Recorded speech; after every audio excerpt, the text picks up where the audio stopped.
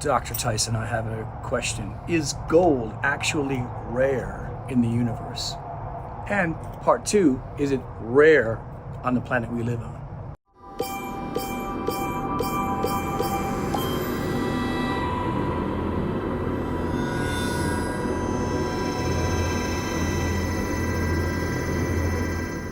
This is StarTalk. Neil deGrasse Tyson, your personal astrophysicist. This is a special edition, which means we've got Gary O'Reilly. Hi, Neil. In the house. Yes. Chuck Nice. Hey. Also in the house here at my office, the Hayden Planetarium of the American Museum of Natural History. Today we're going to do Celebs Ask Neil. Do we want to call them stars? Stars. Oh, look at that. At The Star Talk. Stars are talking. They got stars questions. are talking to Neil. See, we don't know whether it's you talk to stars or stars talk to you. It depends how you feel who should go first. No, these are stars. Right. These are stars. Mm-hmm. So, and my walks through life, if I bump into somebody famous or I befriend one, I try to get them, if they have a question about the universe, and get their permission to put their question in the show. Yeah. And I don't answer it at the time, Right. so they got to Now we have forced them to listen to the show. exactly Yes. Exactly. to get You want the your answer. Yes. This episode will air in approximately 6 weeks. So what questions? Are we ready for these? I think we should be. Okay. So who's first up? All right. So we have a Hollywood actor and stand-up who, I should say, really his star has risen to the heights. Very much so. It is Kevin Hart. Kevin Hart. Oh, Yes. yes. So you meant stand-up comedian. You said I have a stand-up. Yes. Stand-up comedian. Yes, a stand-up comedian. I guess there aren't many stand-up there are no stand-up astrophysicists. No. What do we think? No. It's a long no. But he has an interesting question about space. So Oh, let's take a okay. listen and let's get your reaction. Okay. I have a metaphysical question for you. I know you're probably saying to yourself, Kevin, woo, I didn't know that you were into metaphysical stuff, but I am. Neil, if I were to go to space and I wore dress pants and I didn't iron them, is space capable of taking the wrinkles out? Or am I going to be in space wrinkled up? You might want to look up metaphysical. I want to check out the definition. You're picking the man apart. Right. He's brought his curiosity He's to brought the his table. honest curiosity, Exactly. and you're another comedian, and you don't like other comedians. That's not true. Coming into space. That's I not think true. that's what's happening. Let me tell you something. I enjoy Kevin. I think I'm he just is saying. funny. Listen, I just think that when you say you have a metaphysical question, And you talk about ironing pants. you might want to make it a metaphysical question. Is all I'm saying, okay? Kevin, my man. Kevin. So, have you noticed that you don't have to iron clothing to get rid of the wrinkles? They have these steam irons. Right. Where you hang up the clothes in the closet and you go vertically up and down. So it's not a traditional iron. We have a flat iron on an ironing board. Right. Which is weight. Okay, that's weight and heat Right. and steam will flatten it out. But you can take out the wrinkles if you just glide up and down with a heat source that has steam within it. You can do that. Okay, so now watch. If I put your ass in space, Right. and I put you close enough to a star, the energy from the star will heat your body. You will sweat trying to stay cool. That sweat will evaporate and steam your pants. Well, there you go. With you in them. That just sounds like someone getting When cooked. you're done, you'll be like a salmon. Yeah. Steam salmon, Steam salmon. inside the foil. That's what you'll be.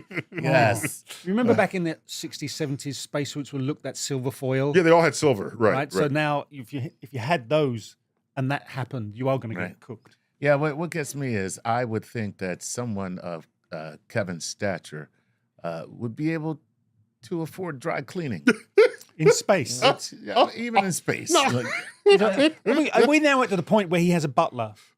he definitely has not a No, butler, no, but I'm he just has saying. somebody Somebody looking after his that stuff. attends to that. So Right, he's going to okay. have a space butler.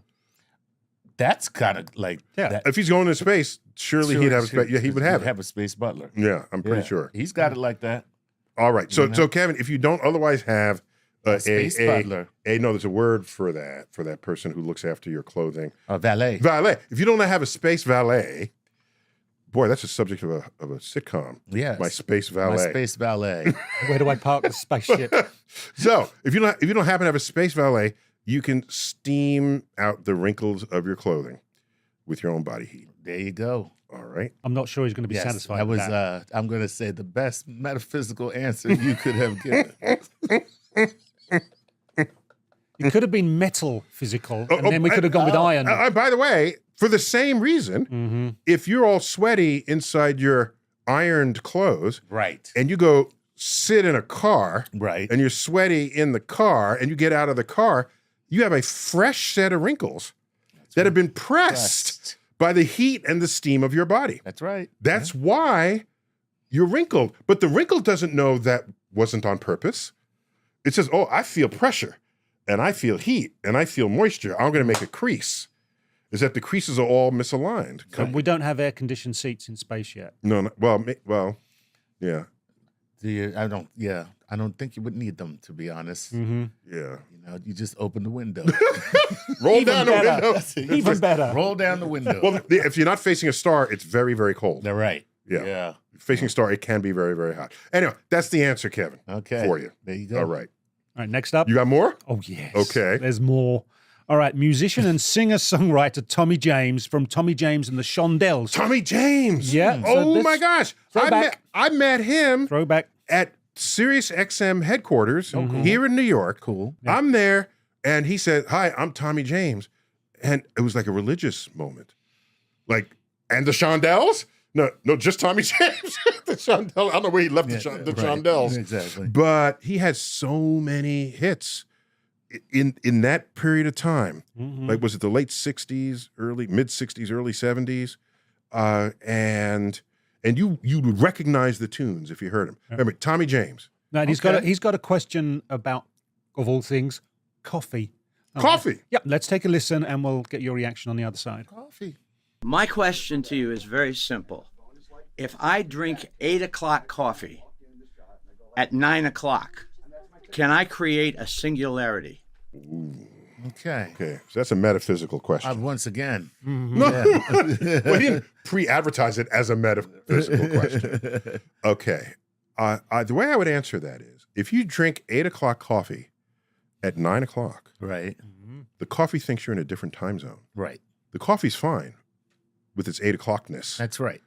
Yeah. It's 8 o'clock somewhere in the world. And that's what I was going to say, because it's 8 o'clock somewhere. At all times, it's 8 o'clock somewhere in the world. You know how you know that? Because the world has 24 time zones. Right.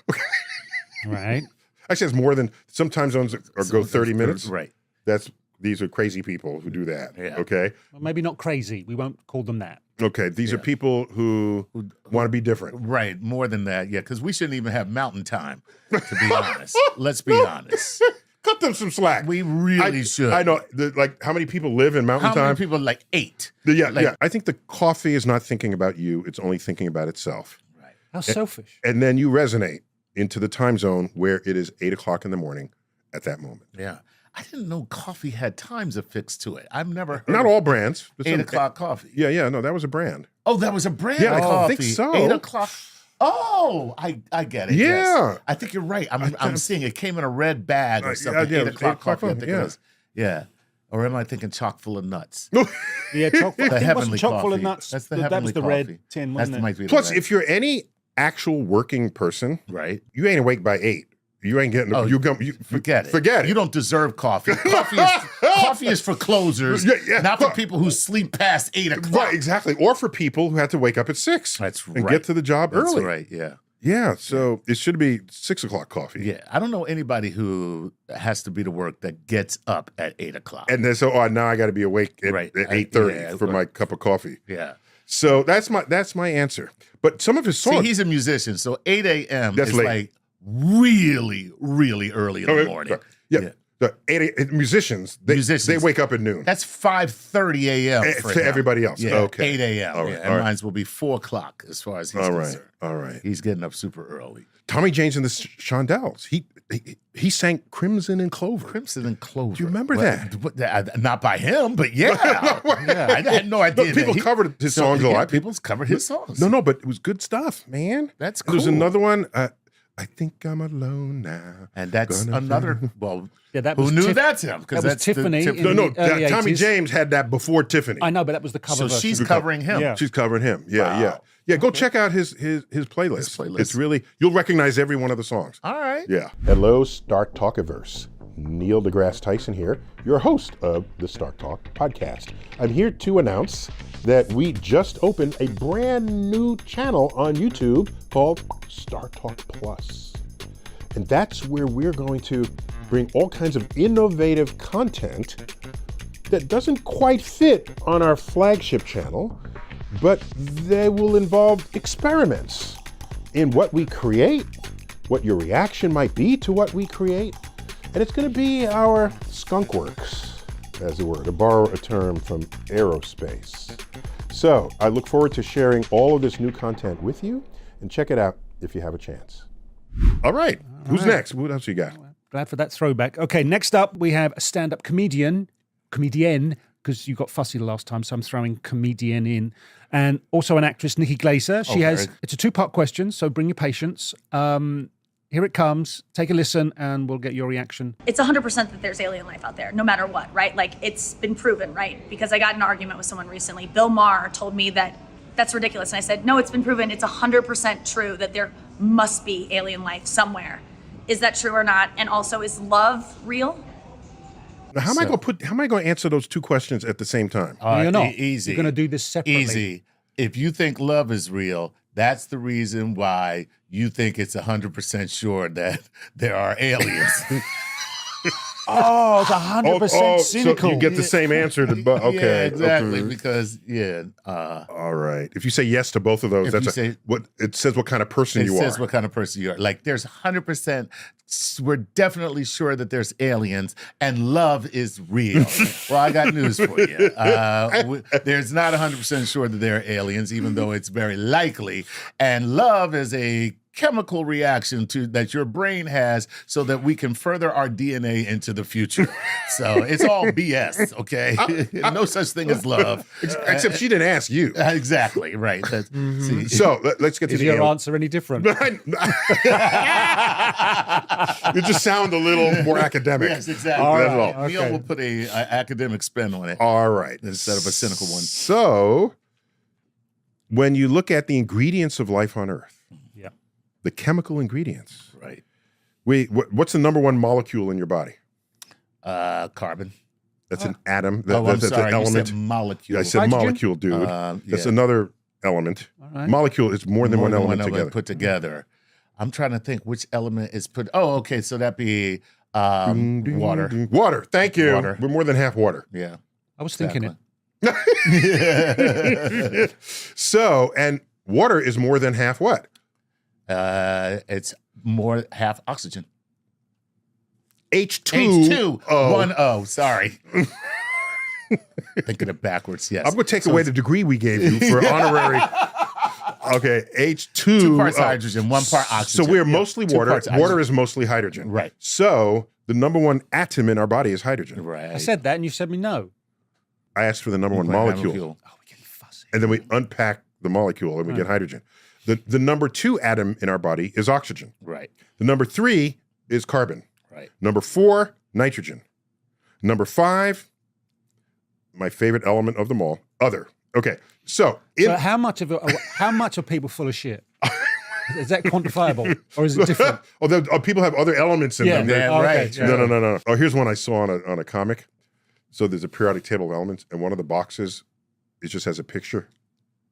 Of a mouth agape. Yeah, A and person. that's the element of surprise. Yay! So if you look at that ranking of elements, so it's Yeah. hydrogen, oxygen, carbon, nitrogen, other. Right. Okay. Now let's look at the universe. The number one atom in the universe is hydrogen. Hydrogen.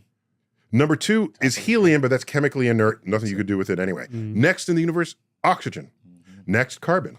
Next, nitrogen. Next, to the other class, other. Okay? Other. We are one for one, the same ingredients in order, in rank order in the universe. Right. So when Earth made life 4 billion years ago, it was being highly opportunistic. Right. It made life out of the base ingredients given to it by the formation of the universe and stars itself. So unless you want to say that what happened on Earth with the most common ingredients in the universe was rare, Right. at some point you're going to have to say, oh my gosh, this probably played out many places in the galaxy and in the universe itself. Right. So it is highly likely, as Chuck alluded to with fewer words, that there's life elsewhere in the universe. Highly likely. But we do not yet have evidence of it. So what you're saying And is, even though it's highly likely, let's be honest, if you walk into a supermarket, there is every kind of cake in that supermarket, but it has not yet been made. So you got eggs, you got milk, you got flour, you got vanilla, you got everything. That was deep. Right? So just because all Chuck the is ingredients being- are in the supermarket doesn't mean that there's a cake in the supermarket. Well, there is in the bakery section. Well, so using that theme, I don't go to such a fancy market. Okay. so the universe isn't going to the fridge late on a Saturday night and finding it bare. It has everything it needs to make But in life. every nook and every cranny nook of the and universe cranny, itself. Amazing. Okay, and because hydrogen and oxygen are the two most abundant Right. chemicals in the list that are chemically active, water, we don't expect that to be rare. Right. Exactly. So H2O. would there be an ability to create other life forms, but by changing the magnitude of what was in play? Possibly, it's different for different life on Earth, but we're still carbon-based. Carbon-based. All right. All right. Some people say maybe there could be silicon-based life, Right. because silicon sits right below carbon on the periodic table, Right. and all elements in a column form similar families of molecules. Right. So you can have CO2. There's silicon sitting right below. There's SiO2. And there is going to be silicon-based life form. As a matter of fact, we're on the precipice of it right Well, now. we call that the silicon chips. Exactly. That's, Yeah, and not what they mean with I the know what science I fiction know, writers. but I'm just saying we're creating silicon. we are creating silicon-based We're creating it, and it's going to replace us. It's going to be our overlord. But then you look at the synthetic biological intelligence that's coming through with research right now, which will then sit maybe alongside the silicon intelligence. Yeah, I mean that. Let's hope that never happens, please, God, no. Can I scare him anymore now? So now people say, well, we've been looking and we haven't found it. Right. So maybe there isn't any. Well, how much do you think we've looked so far? Exactly. Yeah. All right. And so here's an analogy we get from my friends up at SETI, the Search for Extraterrestrial Intelligence organization up in Northern California. Their array of dishes that they listen to the world, the whole They have universe. telescope dishes tuned in for anybody who's going to talk to us. All right. As if they're going to want to talk to us. At all. If they would assume, what a big assumption that is. Right. They care about us. That would be so fun. Right. Like one day we're going to hear a message just like, hello, what? You know, I don't think it's on. Does it work? Does it? I don't think it's working. Harold? It's always Harold. It's always Of course it's Harold. That was the first alien That's contact. the first alien contact. So they gave an analogy. You go to the ocean shore and you take a cup of water. You take an empty cup and you scoop up some ocean water and look at it, and you conclude the ocean has no whales. Wow. That's a great analogy, man. That's like us in the amount of the space we've looked, the number of frequencies we've looked, over time that we've looked. Right. It's identical. You can actually calculate that these probabilities are similar. Yeah. To do that and say the ocean has no whales, using this cup as evidence that it doesn't. So we have no place to stand to declare that there's no life in the universe, given how little of it we have searched. All right, so that's the answer to the first part. Right. But is there love? And what's it got to do with anything? It matters to her. Apparently so. Okay. Matters to Nikki. But so is there love? Here's how I will answer that. With cards and chocolate? One doesn't have to decide whether or not love exists. If you can measure things that happen on the assumption that it does. Oh, I see. See? I see So where you're you going make the with measurements this. of it. Right. Okay, I'm near a cave and there's just snow and I see bear footprints out front. I don't see a bear, so I don't think it exists. They're footprints. Right. You walk a little further, there's poop. Mm-hmm. There's berry poop because bears like bear. You have Near this. there, the carcass of a small child. Stop. So you're allowed in science to make measurements of phenomena that betray the existence of a thing that you hypothesize could be there. Right. All right. And I will say that there's enough evidence of the existence of love in the conduct of our species that we should proceed with no denial of how real it is. You, sir, are an eloquent romantic indeed. I still say it's chemical reaction. But that does not diminish That's true. the feeling, the That's true. reality, That's and right. the consequences And that's right. of love in this world. That's true. Absolutely. So, Nikki, yes, Yes. there's love. And you're right about the aliens too, Nikki. So, Oh, because she heard that it wasn't, Yeah. and she got challenged on Bill Maher. Right. Right. Well, she's saying Yeah. that, it's definitely. Yeah, and Nikki, Bill Maher should not be your source of cosmic enlightenment. Okay. maybe why she asked the question. Okay, no, that's why she came. So Nikki's got Netflix specials, Specials and and television shows. She's got potty mouth though. Warning, She does. she's got potty mouth. Talks a lot about body parts in her comedy. All and- manner of body Yeah. parts, body but orifices. But she does it in a funny way, so I have no problem. Yeah. So check her out when Yeah. you can. Yeah. Uh-huh. Let's go back to love. If we are looking at love existing, does that then roll itself out into other species? Do they experience love the way we experience love? And if we take it off world and there are other life forms, are they likely to experience love? So we went through many decades, even possibly centuries, declaring without evidence that we're the only ones with a consciousness about our existence, and we're the only ones that have feelings, and we're the only to distance ourselves from the rest of the animal kingdom. Yeah. And the more we study animals, the more we learn. I'll just give an example. Go on. There's a video, you can find it, of a tortoise. Now, whenever you see a tortoise, it's not doing anything, right? It's sticking its head out and then back in. All right. Or it's eating lettuce. There's a tortoise with a security cam footage, but with no one else is around, and it's playing with a ball. There's a ball, and it goes up to it, and it rolls it, and it sees where it goes, and it goes back and rolls it again. This is beautiful, Right. okay? There's other footage of pigs having fun. Right. What will pigs do when you're not fattening them for slaughter?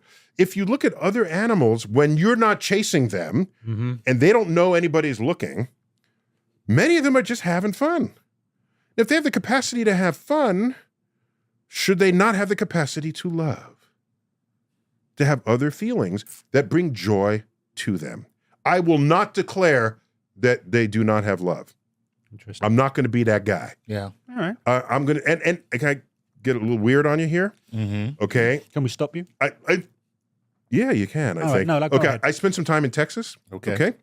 And I had a roach-infested apartment. That sounds like Texas. Okay, so I wanted to study the roaches so that I can know my enemy. So I trapped some, and instead of killing them, I kept them in jars, and I observed their behavior. And after Okay. 3 days, they had set up a pickleball court. And they were playing pickleball. No. So I set it up, and I'm observing them.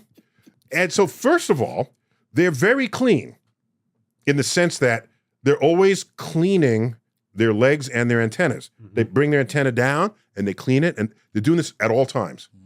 You don't know that because you're chasing them ready to squash them. They don't have time to clean their antenna while you're chasing them as they're escaping death. But when they're not otherwise escaping death, that's what they're doing. And I see two roaches come up to each other after they clean their antennas, and their antennas just kind of touch. Like that. Mm-hmm. Right. And what am I going to say? Oh, they're touching their antennas, but they don't actually feel emotion. That's like the porpoise is swimming in the ocean, in the water park. Right. One turning to the other, commenting on the humans who are up there and say, well, they face each other and make noise, but there's no evidence yet that they're actually communicating with each other. Okay? That's me thinking that roaches don't have this kind of understanding about themselves. Maybe the touching of the antenna was love. Roach love. Next time, I'm going to suggest that you call Orkin. But I can tell you, if it's not roach love, what you do know is that they're making babies. Right.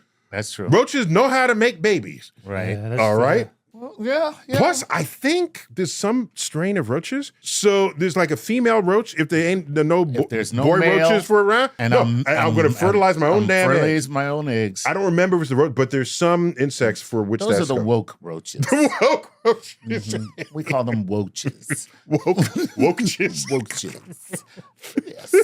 Oh my goodness. All right, so I'm not going to say other animals don't feel love. All I'm right, not going to just go thought there. I'd ask. Have you ever wanted one of your questions on the universe answered? We all have questions about the universe. From black holes to quasars, quantum entanglement, wormholes. There is no end to the depths of cosmic curiosity. Well, the entry level of Patreon membership with StarTalk gets you just that. I think it starts at $5 a month. You have access to the question line that reaches our Cosmic Query programming.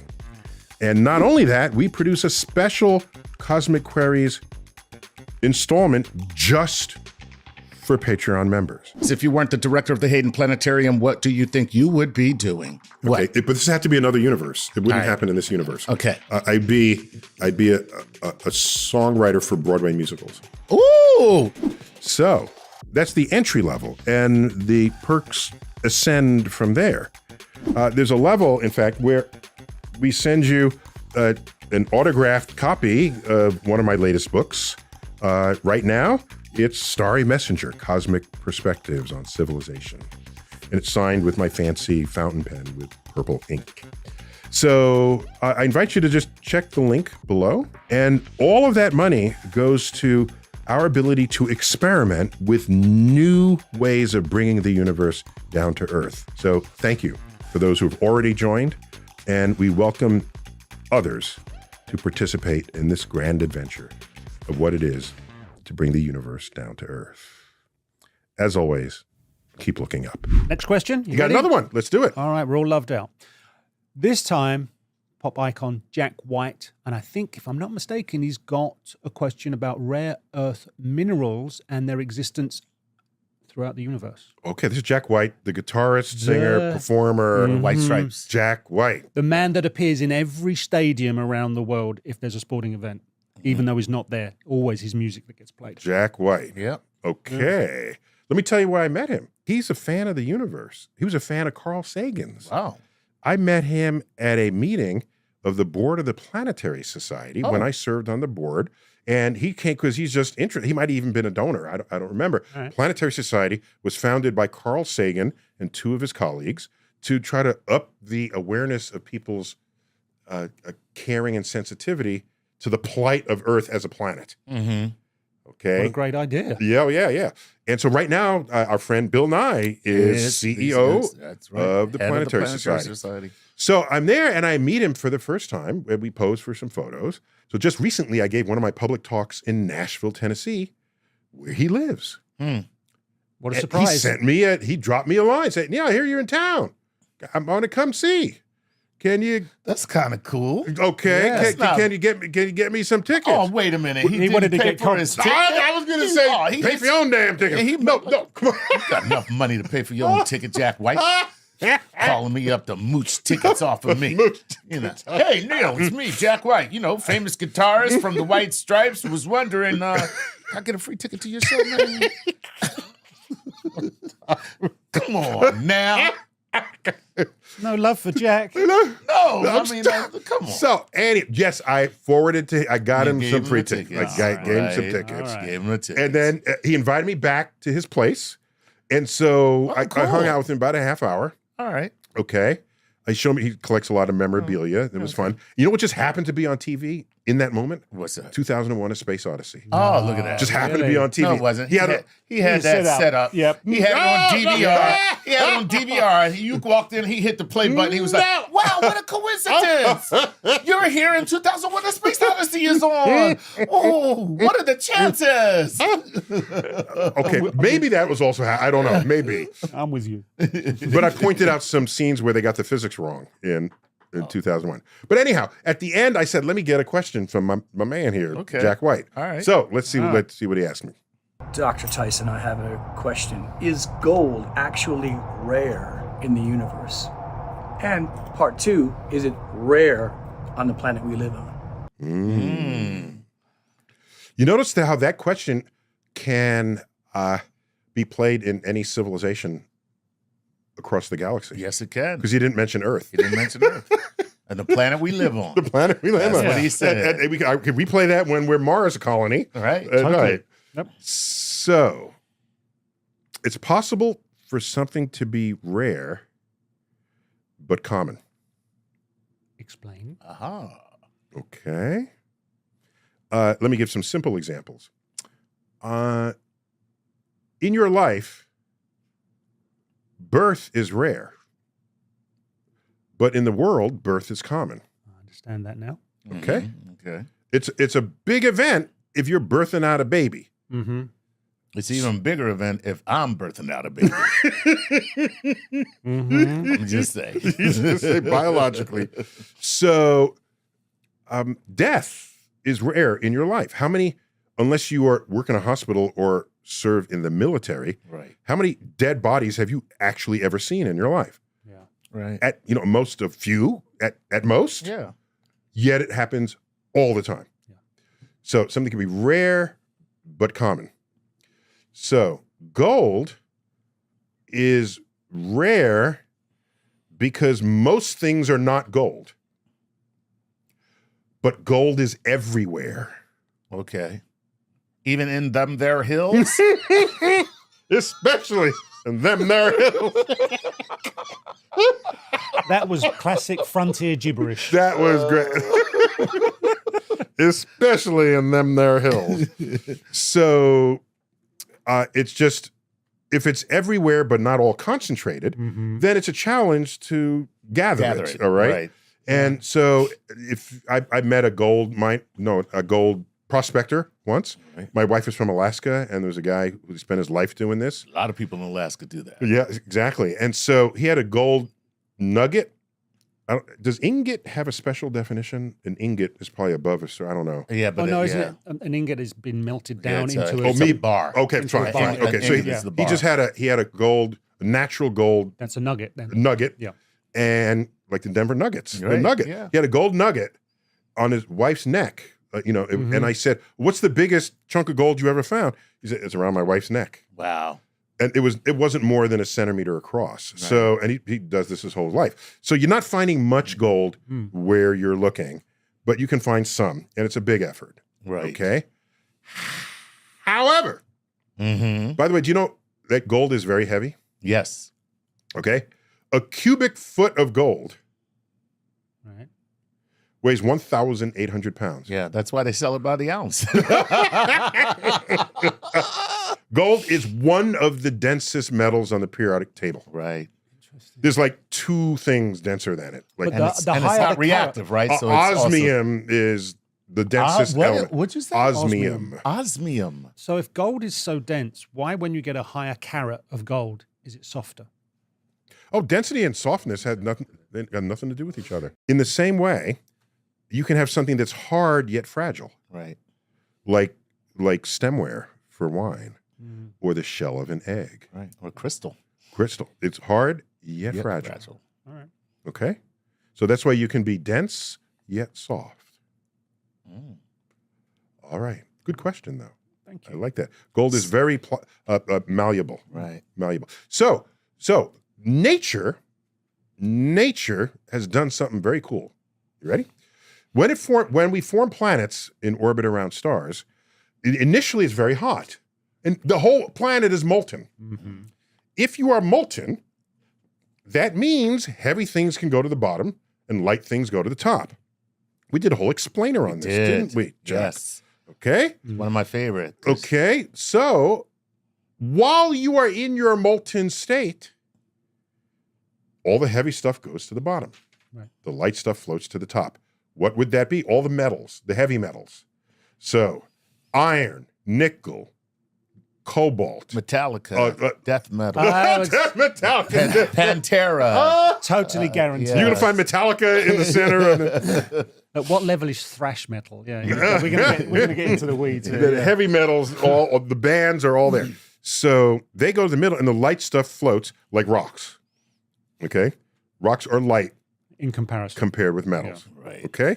If you have a chunk of metal and a rock, and you drop them in the water, the metal's going to fall faster than the, okay? Because it's going to cut through the water faster. So what happens to these objects?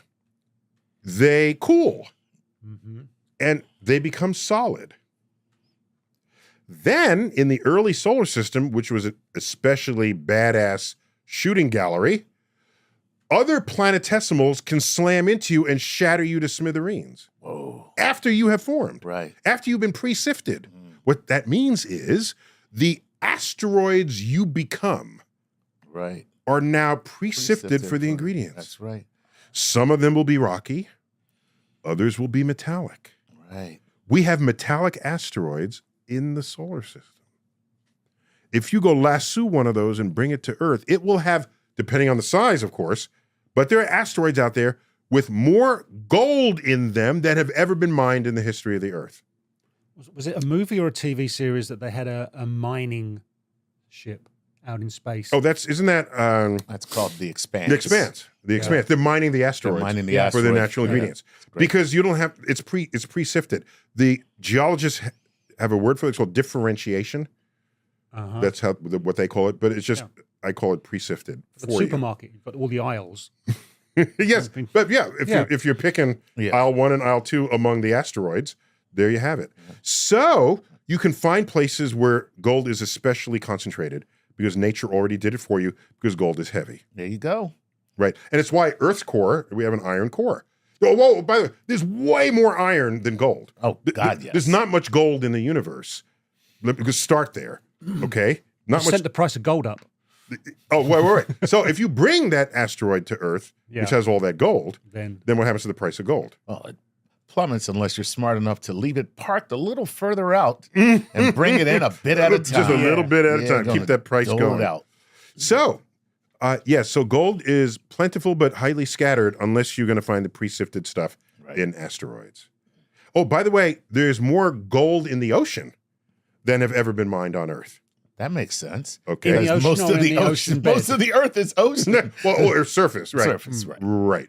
So if you can set up a gold sifting device and you just maybe as the tides come through, you have a passive filtering device, you can slowly accumulate the gold that's in the ocean. The ocean doesn't need the gold. No. Yeah, we can make much better use of it than the ocean can. Man, I'm sure there's a goldfish joke in there somewhere. But I'm not going to do it. Oh, goldfish joke. That's clever. I'm not going to do it. Okay. All right. That's all right. You are, aren't you? No, I'm not. Yeah. So he's going to sit there squirming until he says that. Yeah. So the answer is it's rare but common. Rare but common. Yeah. There you go. All right. There you go, Jack. And who knew a musician would live in Music City, Nashville? Oh, yeah. That's where he lives. Makes sense, huh?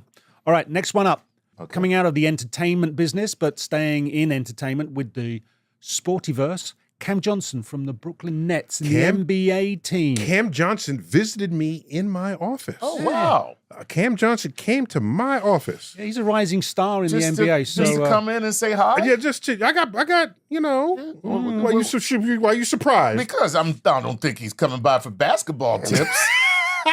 Neil, I was hoping you could coach me on how to box out and... there could be some physics lessons in there. Having some trouble with my crossover, man. I was hoping. There could be some physics. I had Kareem Abdul-Jabbar in that chair. I know. And we talked about the physics of the skyhook. The That's legend right. that That's right. is. That's right. Okay. Yeah. So Cam Johnson, all right, you look at him from a distance, he looks like a regular guy, and then he walks up next to you. He's like 6'7" or something. You know, Right. it's just, they're tall, these folk. Mm-hmm. What a surprise. So I'm trying to remember, why did he come by my office? You have magnetism. So I think it was like a day off for them, Yeah. and they've got people who handle them, and they find out what their interests are. Mm-hmm. And he loved science when he was in college, That's great. and especially like his astronomy class. So he wanted to come and just get a little, All right, get, let's get hear a what little his- infusion. Let's Okay, hear what his curiosity let's was. see where it took him. Yeah, let's see where it goes. Can we feel the change in spin speed of the Earth at the equator versus at the poles? Obviously, at the equator, the Earth is going to be spinning a lot faster, and at the poles, it's going to be spinning a lot slower. And obviously, this has a lot of effect on the planet as a whole. But can we, as humans, kind of feel that change? Interesting Okay. question. Well, clearly, he knows that the Earth spins faster at the equator. Yeah. So at the Yeah. at the equator, you are moving 1,000 miles an hour, Cool. west to east. Yep. Nice. 1,000 miles an hour. As you go north or south of the equator, the surface of the Earth is not moving as fast. It's moving as a solid object, of course, but your circumference is not as big if you are farther away from the equator than the equator is. So, but you still make one turn in a day, so you're clearly moving slower. All right. So, if we paved over Earth, okay? And I never thought of this example before. It's the first time I'm thinking of this. You pave over Earth, start you at the equator, and we say, run due north and don't stop. Okay? And you start running due north, but then they no longer tell you which way north is. You just start headed to the Santa Claus. Okay? You start running, and you're always going in a straight line. You will think you're going in a straight line, but you're not. Step back, and we see your path. Your path would have curved east, Yep. and you'll never hit the North Pole. Because every step for the point where you took your last step has higher sideways motion than the point where you just landed. So it is carrying you east without you even knowing it, even though you think you're running in a straight line. And another way to do this, if anyone still has them, you remember the record players? Right. Okay? Take a little marble, start it at the end of the record player, and then roll it inwards. You will have It'll- ruined that record. It will overtake the spindle and come in ahead of it. So that's kind of the only way you would know it. By the way, clouds know all about this. All right. That's why they circulate into storms. Right. Clouds coming up from the south, they overtake their destination. Clouds coming down from the north fall behind. As you do this, that creates a circulation. So all storms in the northern hemisphere rotate counterclockwise. There you go. So weather feels it. That's what creates our storms. You would feel it if Earth were paved over and you ran, but otherwise, no. No one has any clue. Right. And I asked you this Wow. question before. Is there a point on Earth, right at the axis, where it actually doesn't rotate? Well, the very top spot, it's all rotating. Everything is rotating. Is there like one molecule? that One just atom sits right at there? the top? Yeah. No, because then everything would be turning around. Right. it. No, just why I'm asking, because it seems like there would be. Okay, here it is. Here it is. Mathematically, Yes. there's a point that would not be rotating. Fine. But physical matter is not mathematical. There's always going to be a molecule there that's going to be dancing in a circle. All right, And the worst case is you have the one molecule that's just pirouetting. Oh, how elegant. Ah! The lone ballerina molecule. Yeah. Oh, the ballerina molecule. Yes. Oh, we've got to hallmark, trademark that. There. So, thanks for those questions. Oh, That- don't thank that me. was Thank the great. stars. No, yeah. No, Stars and their we're good. curiosity. It was fun. Yeah. We're good. And we can do this again. Do we have other questions? Well, it depends how buddy you are with the. With famous folk. Yes. All right. And tell Cam to, get some more Brooklyn Nets up here. I have the ceiling busted out, but yeah, we'll work with it. In fact, there's something that went semi-viral where we picked the top 10 draft picks in the universe. Okay. So it's a thing they do apparently. So they said, "What's your first pick?" And he said, "I'll take the Milky Way galaxy." And I said, "What's Okay. my first pick?"